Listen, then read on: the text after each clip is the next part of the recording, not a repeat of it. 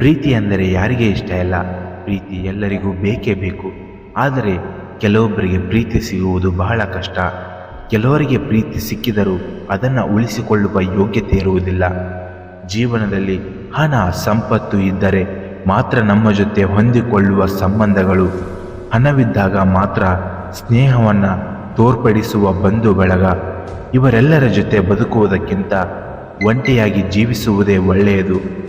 ನಿಮ್ಮನ್ನು ಪ್ರೀತಿಸಿ ನಂತರ ನಿಮ್ಮನ್ನು ಬಿಟ್ಟು ಹೋದರೆ ಅವರನ್ನು ಬಿಟ್ಟು ಹೋಗಲು ಬಿಡಿ. ಯಾವುದೇ ಕಾರಣಕ್ಕೂ ಅವರನ್ನು ತಡೆಯಬೇಡಿ.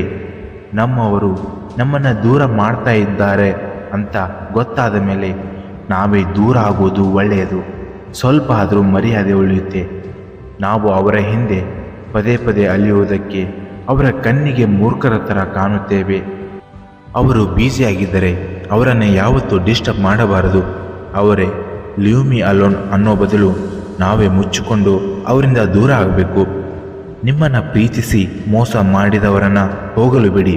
ಅವರನ್ನು ಬಿಟ್ಟು ಸಂತೋಷವಾಗಿರಬೇಕಾದ್ರೆ ಈ 3 ಕೆಲಸಗಳನ್ನು ತಪ್ಪದೆ ಮಾಡಿ. ಮೊದಲನೆಯದು, ನಿಮ್ಮನ್ನು ಅವರು ಬಿಟ್ಟು ಹೋಗುವುದಕ್ಕೆ ಮೊದಲು ಕಾರಣಗಳನ್ನು ತಿಳಿದುಕೊಳ್ಳಿ. ಯಾರೇ ನಿಮ್ಮ ಜೀವನದಲ್ಲಿ ಸುಮ್ಮನೆ ದೂರ ಆಗೋದಿಲ್ಲ. ಹಾಗೊಂದು ವೇಳೆ ದೂರ ಆದರೂ ನಿಮ್ಮಲ್ಲೇ ಏನೋ ಕೊರತೆ ಇದೆ ಅನ್ನೋದನ್ನು ನೀವು ಅರ್ಥ ಮಾಡಿಕೊಳ್ಳಬೇಕು. ಉದಾಹರಣೆಗೆ, ನಿಮ್ಮ ಬಡತನ ನೋಡಿ ಅವರು ನಿಮ್ಮನ್ನು ಬಿಟ್ಟು ಹೋಗಿದ್ದಾರೆ ಅಂತ ತಿಳ್ಕೊಳ್ಳಿ. ಅದನ್ನೇ ನೀವು ಮೆಟ್ಟಿ ನಿಲ್ಲಬೇಕು. ನಿಮ್ಮ ಸಕ್ಸಸ್ ನೋಡಿ ಮನಸ್ಸಿನಲ್ಲಿ ಅವರೇ ಅಂದುಕೊಳ್ಳಬೇಕು, ಇಂಥವರಿಗೆ ನಾನು ಮೋಸ ಮಾಡಿದೆನಲ್ಲ ಎಂದು ಸಾಯೋವರೆಗೂ ಪಶ್ಚಾತ್ತಾಪ ಪಡಬೇಕು. ನಿಮ್ಮ ಬಗ್ಗೆ ನೆನೆಸಿಕೊಳ್ಳುವಾಗಲೆಲ್ಲ ಅವರ ಹಣೆಯಿಂದ ಬೆವರು ಸುರಿಯಬೇಕು.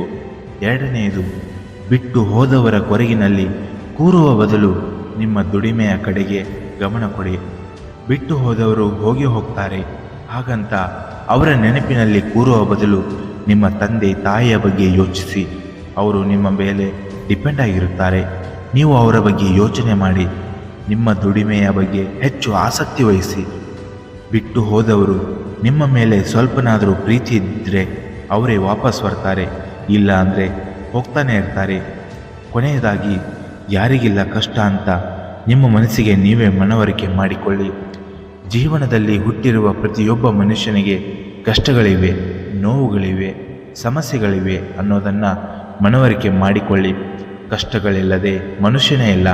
ಅಂಥವರು ಈ ಜಗತ್ತಿನಲ್ಲಿ ಎಷ್ಟು ಜನ ಬದುಕುತ್ತಿದ್ದಾರೆ. ಅಂಥದ್ರಲ್ಲಿ ದೇವರು ನಮಗೆ ಯಾವುದರಲ್ಲಿ ಕಡಿಮೆ ಮಾಡಿದ್ದಾನೆ? ಗುಣಮಟ್ಟದ ದೇಹ, ರಟ್ಟೆಯಲ್ಲಿ ಶಕ್ತಿಯನ್ನು ಕೊಟ್ಟಿದ್ದಾನೆ.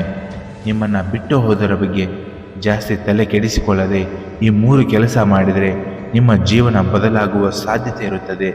ನಿಮ್ಮನ್ನು ಬಿಟ್ಟು ಹೋದವರು ನಿಮ್ಮ ಮುಂದೆ ಬಂದರೂ ಕೂಡ ಅವರನ್ನು ನೋಡಿ ನೀವು ಇನ್ನೂ ಚೆನ್ನಾಗಿ ಬದುಕಬೇಕು ಎಂಬ ಆತ್ಮವಿಶ್ವಾಸ ಹೆಚ್ಚಾಗುತ್ತೆ. ಇನ್ನಷ್ಟು ಹೆಚ್ಚಿನ ಮೋಟಿವೇಶ್ನಲ್ ವಿಡಿಯೋಗಳಿಗಾಗಿ ನಮ್ಮ ಚಾನೆಲ್ನ ಸಬ್ಸ್ಕ್ರೈಬ್ ಮಾಡಿ. ಧನ್ಯವಾದಗಳು. ಜೈ ಹಿಂದ್, ಜೈ ಕರ್ನಾಟಕ ಮಾತೆ.